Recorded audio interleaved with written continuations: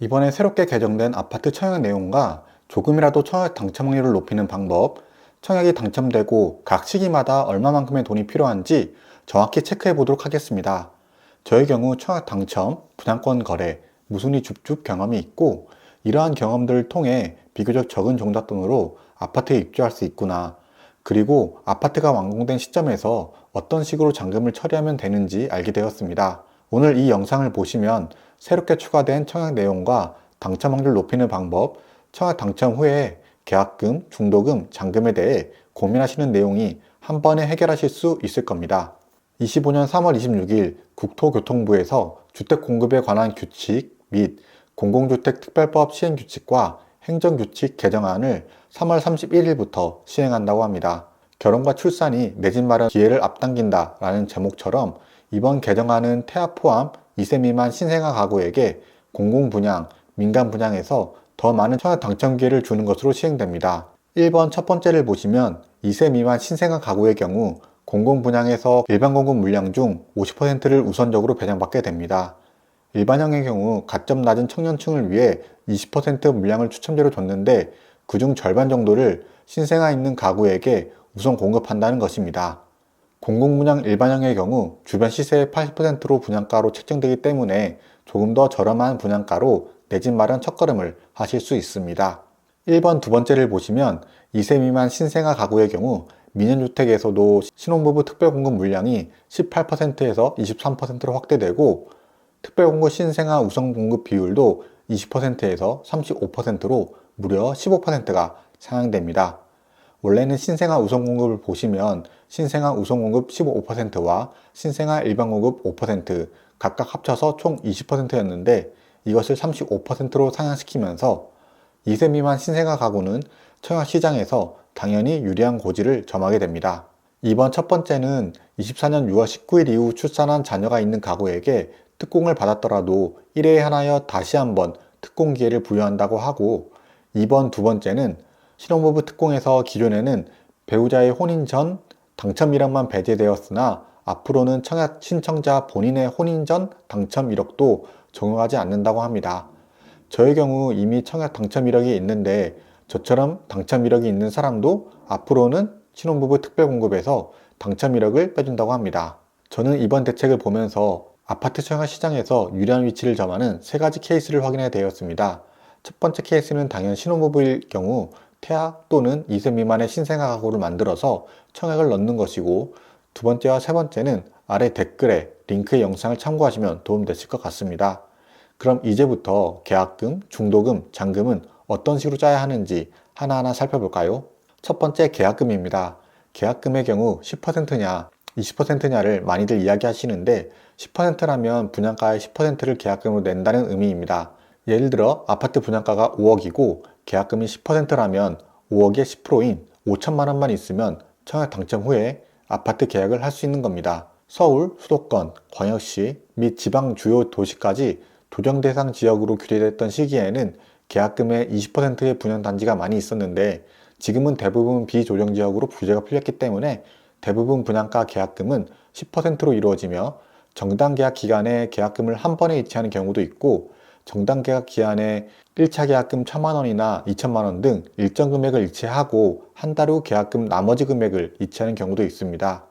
계약금의 경우 비조정 지역은 10%인데 최근에 이마저도 청약 경쟁률이 안 나오는 단지들의 경우 5%로 낮춰주는 곳들이 있습니다. 이런 곳에 청약 당첨이 되거나 분양권을 줍줍하게 된다면 예를 들어 분양가 5억의 아파트라고 했을 때 자기 자본 2,500만 원만으로도 계약을 진행할 수 있습니다. 두 번째는 중도금입니다. 중도금의 경우 계약을 하고 4에서 6개월 정도 지난 시점부터 진행되며 분양가의 60% 정도를 측정합니다. 한 번에 60%를 모두 이체하는 것은 아니고 잔금 시점까지 6번 정도 나눠서 10%씩 내는 게 일반적입니다.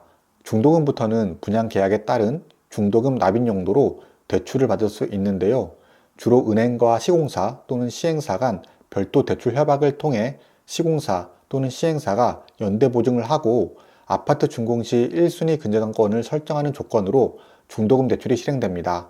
분양가 5억짜리 아파트를 기준으로 60% 중도금은 약 3억 정도이며 3억의 채권 최고액에 해당하는 금액만큼 중도금 대출이 실행되게 됩니다. 서울 대부분의 지역들이 투기지역으로 규제되었을 경우에는 중도금 대출이 기존 주택을 처분하는 조건으로 40% 또는 서민 실수요자 조건으로 50% 나온 적이 있었는데요. 최근엔 대부분 비조정 지역으로 중도금 대출이 분양가 중도금에 해당하는 60%가 다 나오기 때문에 이 과정에서 우리들이 추가로 들어가는 비용은 없습니다. 많은 분들이 궁금해하실 만한 내용이 중도금 대출이 DSR 적용을 받느냐 안 받느냐일 텐데요. 결론부터 말씀드리자면 중도금 대출 실행 시 기존에 가지고 있던 대출 등의 DSR은 보지 않습니다. 개인 신용이 엄청 안 좋은 게 아니라면 대부분 중도금 대출은 무리 없이 진행이 됩니다. 단 실행된 중도금 대출의 경우 이후 다른 대출을 받을 땐 DSR 합산에 계산이 되게 됩니다. 그러므로 중도금 대출 이후 기타 아파트 대출 계획이 있으신 분들은 청약 분양권의 중도금 대출이 DSR 합산이 되어 이후 받는 대출에 영향을 줄 수 있습니다. 중도금이 실행하는 과정까지 우리들이 필요한 자금은 계약금 10%밖에 없으며 아직까진 추가로 투입되는 금액은 에어컨, 확장비 등 옵션 중도금 외에 없습니다. 마지막 잔금입니다. 계약금 10%, 중도금 60%를 지정한 단지들의 경우 잔금은 30%가 될 것이며 주로 시행사 또는 시공사에서 지정한 입주 지정일에 나머지 잔금을 치르고 입주하게 됩니다. 중도금 대출도 이때 시점을 기준으로 잔금이 합쳐지기 때문에 잔금 대출을 고려할 때 분양가의 60%에 해당하는 중도금과 분양가의 30%에 해당하는 잔금을 한 번에 치르게 됩니다. 아파트 잔금의 경우 선택지가 굉장히 많아지게 되는데요. 가장 많이 하시는 방법이 집단 잔금 대출을 받는 것입니다. 신규 분양받는 아파트의 경우 아파트의 소유권 이전이 아직 이루어진 게 아니기 때문에 주택담보대출을 받을 수 없습니다. 대신 시공사 또는 시행사가 특정 은행과의 계약을 통해 집단대출 형식으로 잔금대출을 진행하게 됩니다. 아파트 사전점검일이나 예비 입주자 카페를 보시면 해당 은행들로부터 현재 아파트의 감정평가가 어느 정도 나올 것인지, 주택수에 따른 대출이 얼마나 나올 것인지 상담을 받을 수 있습니다. 입주 시점의 KB 시세 등 감정평가된 금액을 기준으로 생애 최초 주택 구입자의 경우 80%, 무주택자의 경우 70%, 1주택 이상의 경우 60% 대출이 실행되게 됩니다. 앞서 설명드린 것처럼 저는 30살 때부터 부동산 투자를 시작해서 인천과 경기도 분양권 투자, 수도권 소액 갭 투자, 지방 핵심지 투자, 최근 서울 역세권 아파트 경매 낙찰까지 하면서 내 집 마련 전에 체크하면 좋았을 만한 사항들, 부동산 투자하면서 얻게 된 인사이트나 주의사항, 체크 포인트들을 알게 되었고 꾸준히 부동산 재테크 관련 영상들을 제작해서 보여드리려고 합니다. 오늘 제가 소개해드린 내용 외에 25년 청약 당첨 확률 높이는 방법, 청약 당첨 후에 포트폴리오는 어떻게 짜면 좋을지, 후회 없는 내 집 마련 지역이나 저평가 단지를 선택하는 방법, 부동산 경매에 어떤 것이 기회인지, 그리고 아파트 매수 후에 집 인테리어 할 때 어떤 순서로 알아보면 좋을지, 그리고 디딤돌 대출, 보금자리론, 주택담보대출 등 대출 총정리까지 성공적인 내 집 마련을 위한 저의 생각과 노하우들을 정리해서 한 개 전자책에 담았는데요. 저의 2030 시절 부동산 투자를 하면서 시행착오를 겪으면서 알게 된 생각들이나 투자하면서 얻게 된 인사이트나 방법론들이 내 집 마련이나 첫 부동산 투자를 하시는 분들에게 적게는 몇백만 원, 많게는 몇천만 원에서 몇 억을 아끼는 소중한 역할을 해주는 전자책이 되길 바라봅니다. 이러한 저의 전자책이 관심 있으신 분들은 아래 링크의 영상을 참고해주세요. 오늘은 새롭게 개정된 청약 내용과 이러한 시기에 20대, 30대 분들이 청약 당첨 확률을 높이는 방법, 그리고 청약 당첨 후에 계약금, 중도금, 잔금이 얼마만큼 필요한지, 또 대출은 어떻게 나오는지에 대해 알아봤는데요. 2030 시기에 원하는 입지에 내 집 마련 하는 것은 쉽지 않습니다.